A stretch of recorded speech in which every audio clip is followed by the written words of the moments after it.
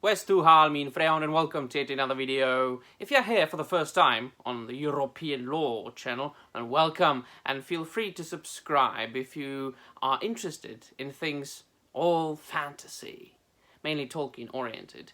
On this channel I make videos, mainly reviews and reactions to news concerning the fantasy genre, and my videos are totally and absolutely unscripted. I'm just pouring out my fantasy fan heart to you, my fellow fantasy fans, and am always looking forward to your reactions, your comments, and I do try to reply to each and every comment. And this video is a review video, a surprising one. It is a surprise, unexpected, but a pleasant one, on the Loki TV show that was airing on Disney Plus. Of course, it being based on Marvel Comics comic books, and me being a lifelong fan of the comic book medium, and besides being a fantasy fan and having studied Old English and the oldest Germanic literatures and the fantasy of the 20th century, along with the history of the American comic books, I couldn't but try it out. And if you've been following my channel for quite some time, you know that I don't like modern entertainment. I don't believe that in 2022 the filmmakers or the writers, the screenwriters, or anybody really in the entertainment industry, being literature, films, TV shows, is able to make good stories. Just focus on storytelling, focus on intriguing characters, on escapism, because everything has to have quota, right? Inclusion, representation, diversity, yada yada yada. We have been observing race swapping and gender swapping and sexuality swapping of different characters for a long time. And this has, of course, entered Loki. But not to that extent that it would make me not to finish the show. Of course, we know from the Norse myths that Loki, the god of mischief, was able to change his shape, his form, his physical form. He was able to change himself into a woman. One time he changed himself into Freya. He was also able to change into animals like horses and so on and so forth. So it is only understandable that there is a female Loki in the show called Sylvia. And but first, what it is about, just a brief annotation. There might be some spoilers in this video, so if you are not feeling like being spoiled, just leave and watch the show and come back. So the show starts right after the end game, the Avengers Endgame, after Loki disappeared. Well, it was, timey-wimey stuff, right? In the first Avengers, they captured Loki and then they took him to prison, right? But there was a timey-wimey, time-traveling stuff in the Avengers Endgame, in which they wanted to, gather all the Infinity Gems or Infinity Stones in the films. And Loki got hold of the Tesseract and he disappeared. And by this, they explain it in the show, he created an alternative reality, an alternative timeline in which he escaped, and then they caught him. Who caught him? The TVA, which is an organization who is trying to keep one timeline. They call it the sacred timeline, because they believe that if a multiverse, or if different realities within one universe was created, it would cause chaos and multiversal war, and everything would go to hell. So they are trying to catch all they call them variants, all the different variants of people and gods, creatures, beings from Marvel, Marvel Cinematic Universe, and erase them. So the escapee Loki became a variant Loki, because we know that in the Avengers, Endgame again, he died in the hands of Thanos. But this Loki, of course, didn't die. And so he was captured by this organization, TVA, the Timekeepers, and instead of, being erased, he was supposed to help them. They asked him to help Loki. It was Mobius, one of the agents, who was played by Owen Wilson. He asked the authorities to let this variant Loki live so he can help him catch a murderer who is murdering people throughout time and space. And we get to know that this variant Loki, that this murderer is a variant Loki, another Loki. Oh boy. So one Loki is helping this organization to catch another Loki who murders people.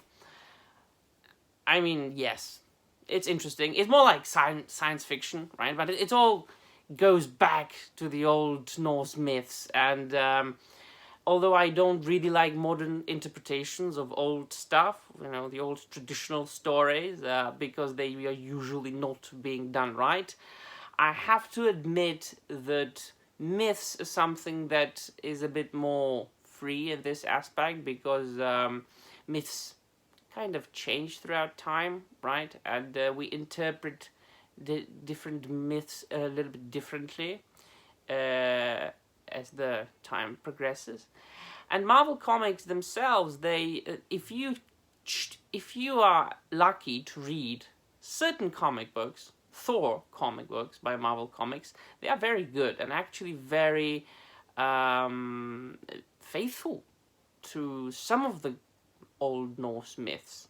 I do recommend you read the Thor or the Mighty Thor by Walter Simonson, both drawn and written by Walter Simonson. This is one of the best Marvel comics I've ever read. It's from the 80s, and definitely the best Thor comic books that you could pick and read.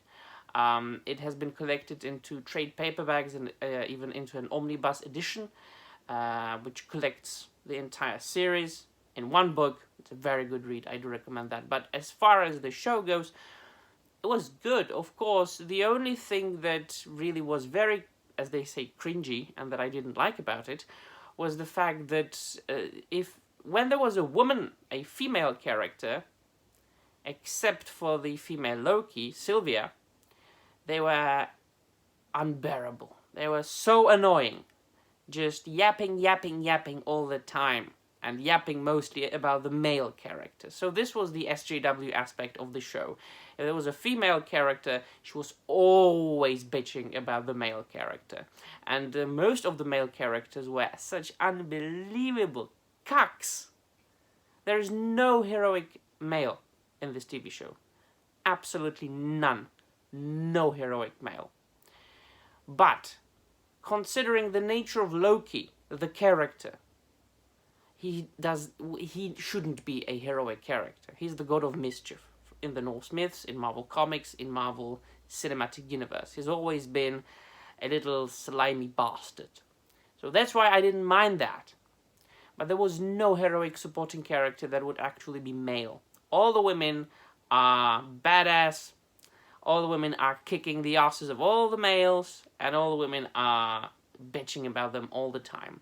That's one gripe that I had with it, and that's from time to time I had to clench my teeth, so I don't fall into a spiral of curses. But otherwise, it was done very well. The special effects and the CGI was very well done. It was funny. From time to time there was a cool joke.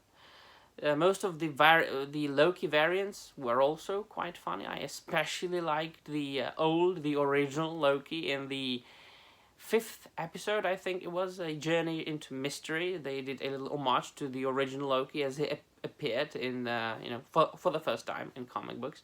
So that I liked very much. I even found Sylvia, the female Loki, to be a very likable character. It was actually the only female character that was likable in the show and that I actually liked. And yes, they got me with such a stupid, unbelievably unintelligent thing as a alligator Loki. Yes, there's an alligator Loki, an alligator variant. It's stupid, I know, but it's so cute. I mean, come on, I'm just a human being. I like cute things, right? So But what I also didn't like about it, it's interesting, right? I liked the show, but I didn't like many aspects of it. I don't know. It was at the end. Now, huge spoiler for those of you who haven't seen it. As the main, not villain, but kind of. It was Kang the Conqueror, right? And if I didn't know Marvel Comics so well, if I was only like on the surface acquainted with it, I wouldn't even know it was Kang the Conqueror. Firstly, they didn't name him, and secondly, he should have been blue. At least he should have been. If he was blue, I would instantly know it's Kang the Conqueror. Otherwise, of course, you know, when he started explaining that he was a scientist from the 31st century, and that there was a multiversal, multi-reality war between the different variants of him, then the people who know the Marvel Comics instantly go, oh, it's Kang the Conqueror. Oh, he's a Fantastic Four villain. Oh, we will probably see Fantastic Four in the next couple of somethings. Yeah, right? A reboot of it as a part of the Marvel Cinematic Universe. But for the people who don't know anything about it, the character at the end is absolutely mysterious. So yeah, there was these are my two main gripes about the show: the bitchy, woman, the woman power, and Kang the Conqueror, who absolutely is really not the like apparently Kang the Conqueror. Otherwise, yeah, it's fun. It's Loki, and I quite enjoyed it. I must admit, it's only got 6 episodes, so that's another plus. I don't like shows that stretch for too long. And there's going to be another season, which there should be, because it ended up on a cliffhanger. So yeah, let me know in the comments down below what you think about the show, if you liked it or not. And if you have ever read some of the Thor comic books, and if you even consider it to be fantasy. And that would be all. Thank you very much for watching, and namaste.